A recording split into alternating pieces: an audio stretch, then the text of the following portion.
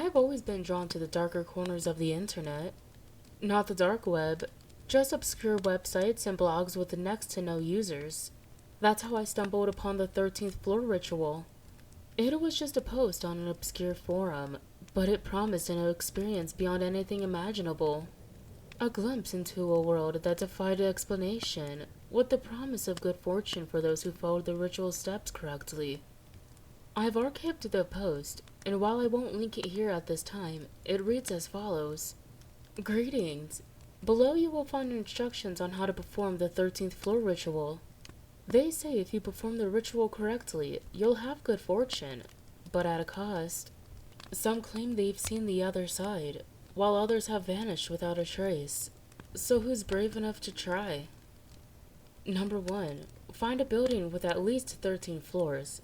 It must have an elevator that can access all floors without restrictions. Number 2. Begin the ritual at 1 o'clock in the morning. This is 1 hour past midnight, also known as the true 13th hour. Number 3. Enter the elevator alone. If anyone else gets on, you must wait and start over. Number 4. Press the buttons in ascending order, starting with 1 all the way through 13, stopping on each floor. You must not proceed if the elevator stops on any floor where you did not press a button. Number 5. When you reach the 13th floor, the doors will open to a hallway that doesn't exist in our realm. You may see figures in the distance.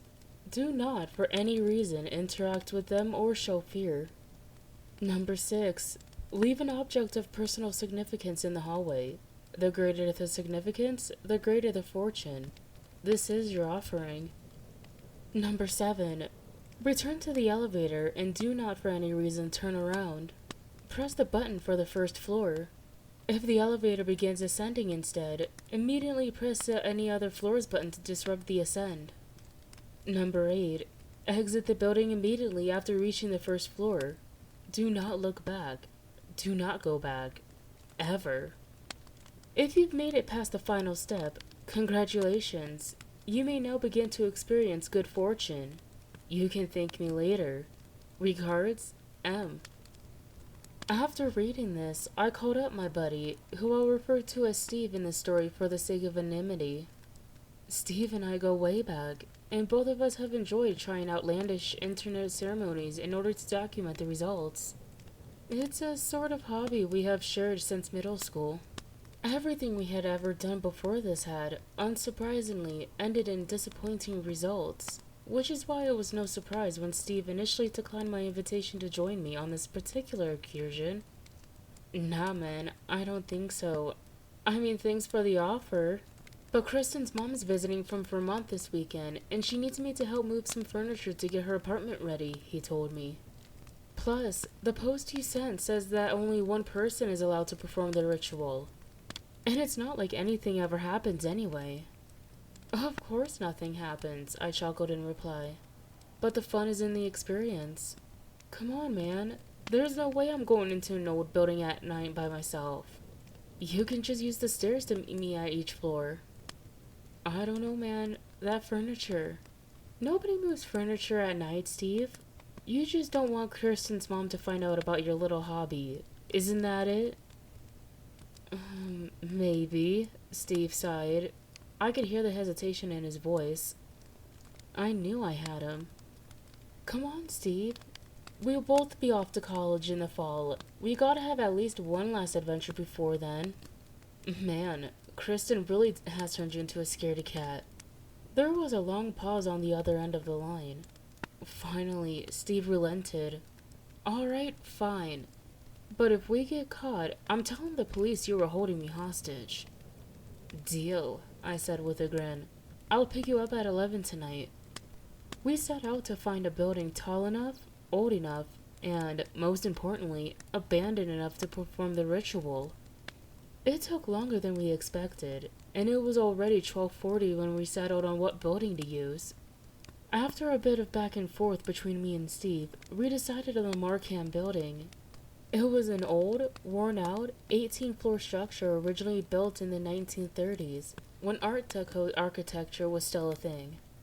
It was mostly unused nowadays, save for the first floor, which I believe operates as an insurance office during the morning hours, though don't quote me on that. The rest of the building hadn't been leased out since the 90s. We parked a few blocks away from the Markham building to avoid drawing any unwanted attention. The streets were eerily quiet, the only sounds being the distant hum of traffic and the occasional rustle of leaves in the wind. As we approached the building, I couldn't help but feel a sense of foreboding. The Markham building loomed over us. I imagine it must have been one of the tallest, grandest buildings in the area during its time. But it was now marred by years of neglect and decay.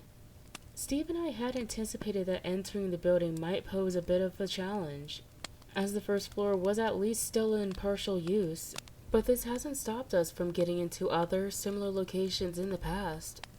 Though this would be the biggest building we'd ever force our way into. We could see through the glass doors at the entrance that the first floor was still illuminated, as if someone might still be inside.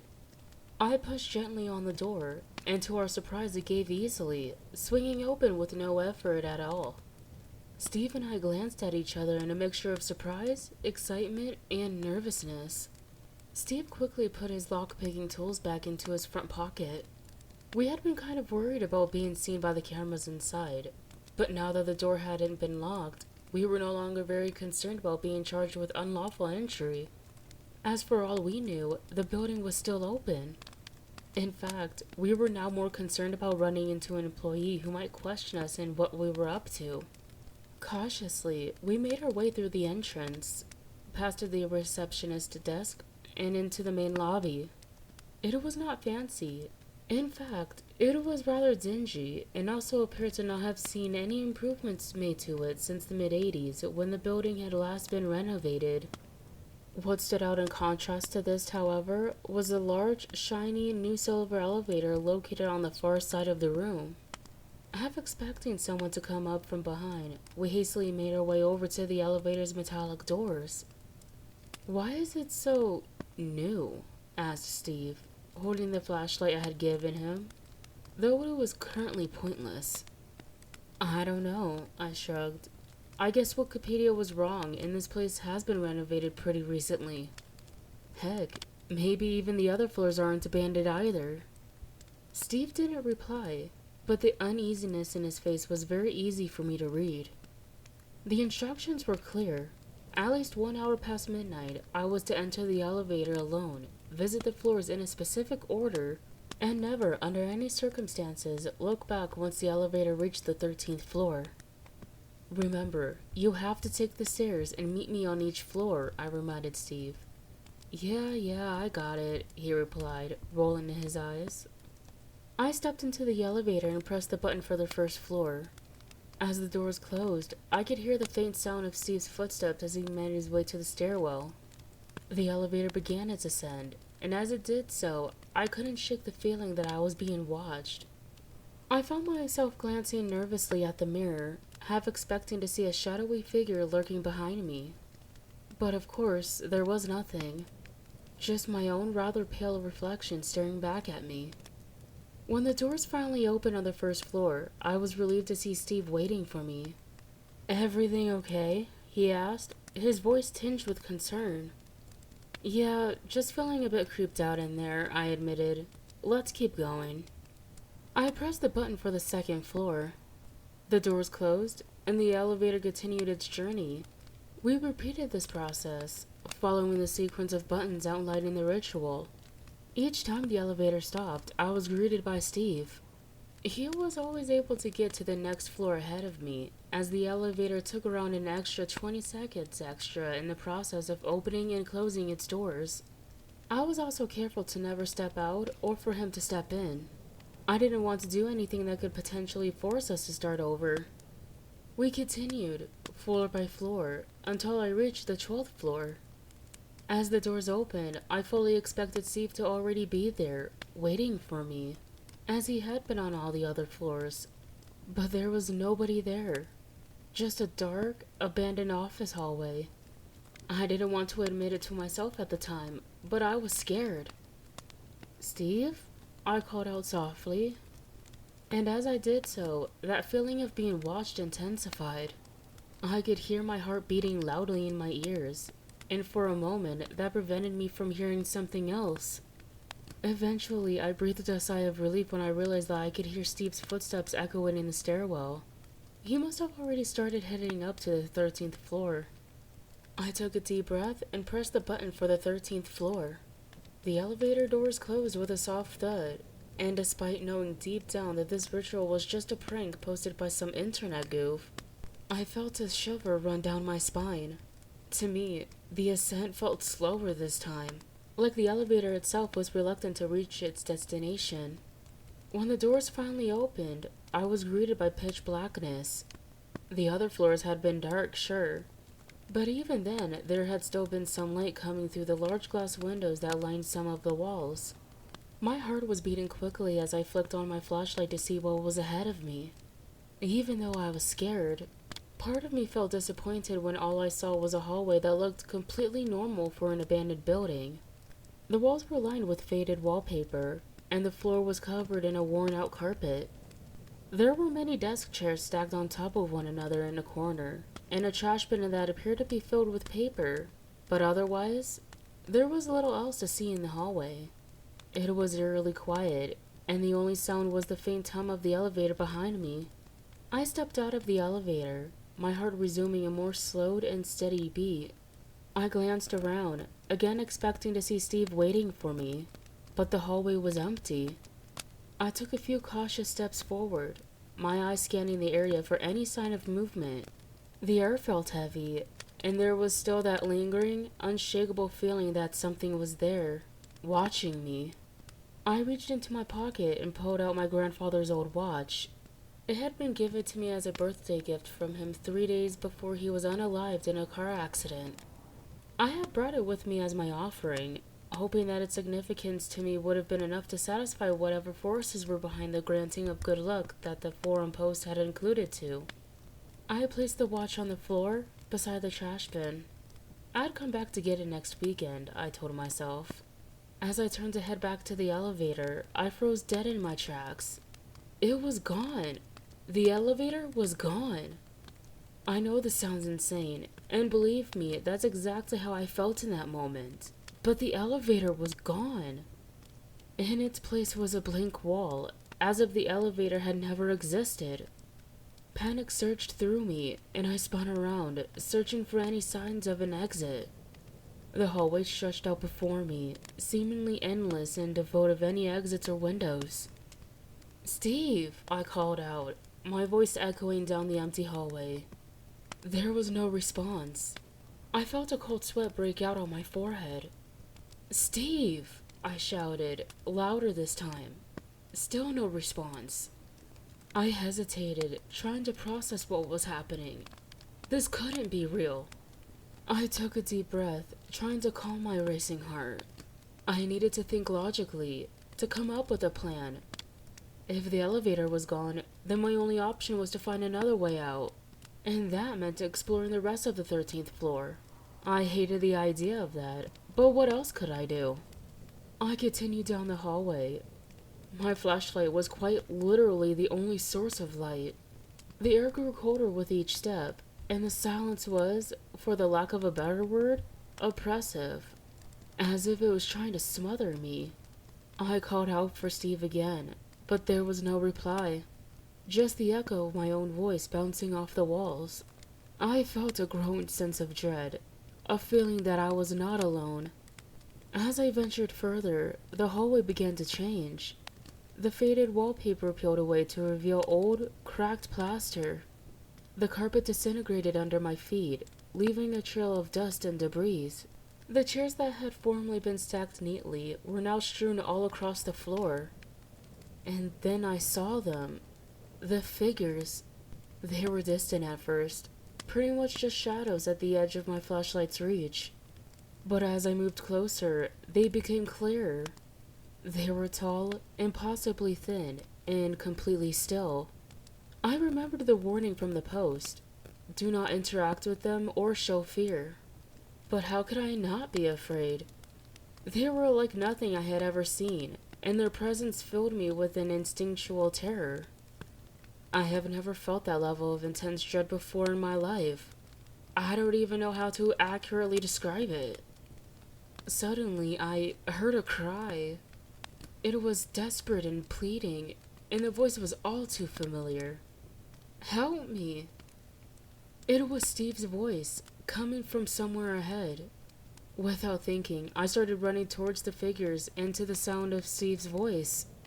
I knew I was breaking the rules of the ritual, but I didn't care. Steve was my friend, and he needed me. As I approached the figures, they turned to face me. Their eye sockets seemed to be empty voids, and their toothless mouths were wide open, almost as if they were screaming, but they made no sound at all. I reached out to them, begging for help. I don't know why I did that. It seems so stupid now, but I was desperate, and probably in some sort of state of shock, to be honest. They did not respond. They simply stood there, watching me as Steve's cries grew fainter and fainter until they were gone entirely. Then I was alone again, surrounded by the figures. I felt a sudden, sharp pain in my side, and I realized I had injured myself somehow. It felt like I had hurt myself falling, but I know that I hadn't done that. I sank to the ground in agony for a moment as the figures watched me silently. I could feel my heartbeat pulsing in my head, but I was somehow able to muster the strength to struggle to my feet. Despite the pain searing through me, I had to get back to the elevator. I had to escape this nightmare. I stumbled back to the way I come. The figures did not interfere with me. In fact, they seemingly parted to let me pass. When I reached the spot where the elevator should have been, to my amazement, it was there, as if it had never left. I didn't hesitate. I pressed the button for the first floor and collapsed inside as the doors closed, slumping against the wall, my energy spent. That's when I felt the elevator begin to ascend. Panic gripped me once again. This wasn't right. The building only had 18 floors. Yet it was already past floor 30 and was still climbing and accelerating.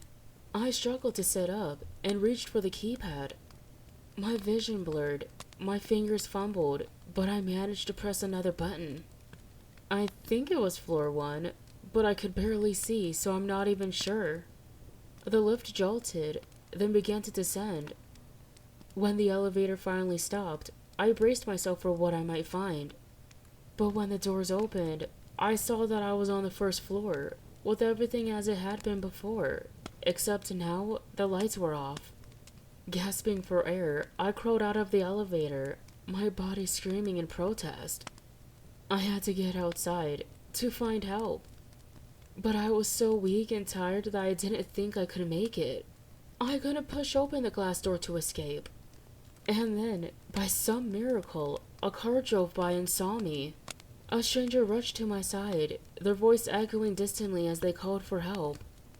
I awoke the next morning in the hospital, the sunlight beaming into the sterile white room as a welcome sight after the darkness of the Markham building. I sat up, feeling a sharp pain in my side. I glanced around the room, wondered what had happened. The events of last night felt so distant that I began to believe they must have all been a feverish dream. Perhaps I had gotten into a car accident? Just as I had started to convince myself of this narrative, I noticed it. My grandfather's watch, sitting on the table beside my bed. Its hands frozen at 1 o'clock, the true 13th hour. I felt the pit of my stomach drop. Was it really all real? How did the watch get there? What had happened to Steve? I had to find out. Desperate for answers, I returned to the forum where I had found the ritual. I posted about my experiences, hoping someone could help me. The responses, what few there were a mix of skepticism and concern, but one message stood out. It was from a user named M, the same person who had posted the ritual. "Congratulations," the message read. "You've seen the other side. But remember, good fortune comes at a cost. The figures you saw are now aware of you, and they will not rest until they have what they want. Be careful, and whatever you do, do not perform the ritual again." I realized then with a sinking feeling that Steve must have been the object of importance that I had left on the 13th floor. I had meant to leave my grandfather's watch, but somehow I had accidentally left Steve instead. So that's where I'm at right now. I don't expect any of you to believe me, obviously. Heck, I don't even know if I completely believe it myself. I've tried calling Steve hundreds of times now to no avail. Kristen, Steve's girlfriend, keeps texting me, asking where he is. I don't know how to break the story to her. I do know, though, that I have to go back to that building. I have to perform that ritual again. I can't leave Steve there. I got him into this mess, and I have to be the one to get him out. The doctors say that I have to stay here overnight at the very least, but I can't wait that long. I'm just waiting for 11 o'clock tonight when I can sneak out of here with just enough time to get back to the Markham building by 1 o'clock. I know that this is just a forum to post stories that are preventing you from getting any sleep, but if any of you have any genuine advice on what to do or how to get help, please let me know as soon as you can. I only have 13 hours left before I have to go.